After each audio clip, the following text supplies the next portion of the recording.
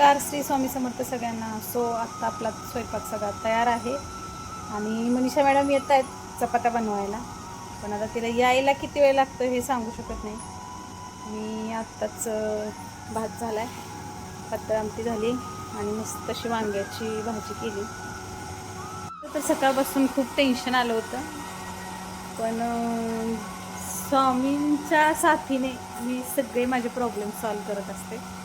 मला फक्त टेन्शन येतं, मार्ग ते दाखवत असतात. त्यांच्यामुळे माझ्या आयुष्यातले सगळे प्रॉब्लेम दूर होतात. फक्त एक मनात भीती असते ना, की होईल की नाही, होईल की नाही. सो ते आता झालंय माझ्याकडून. निशा बघा अशी वेळ करत असते यायला.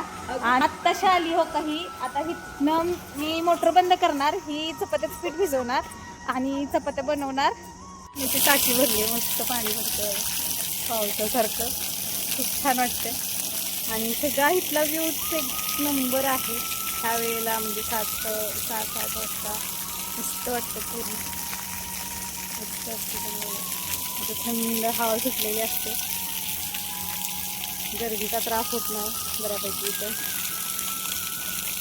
आणि मी नारळाचं झाड लावलं आमच्या, मी पूजन केलेलं ते श्रीफळ, त्याचं हे झाड आलेलं एवढं मोठं झालं बघा. असं नवीन नवीन झाडं वगैरे लावायला छान वाटतं खरं तर. आणि तर खडक पूर्ण असल्यामुळे झाडं लावता येत नाही. आणि ही मनीषा बघा कशी डोकं होती आता. तिला पाण्याची ॲलर्जी आहे, तिला पाण्यात खूप जास्त खेळायला आवडतं. ॲलर्जी म्हणता येणार नाही, ती पाणीवर कशी उडवते. मी तुम्हाला उद्याच्या ब्लॉगमध्ये दाखवते. इथं पाट आहे पाण्याचं, तिथं ती कशी बसलेली असते वगैरे. दिवसभर म्हणलं ना तिला पाण्यात बस, तरी ती बसायला तयार आहे. कशी पाण्यात खेळते.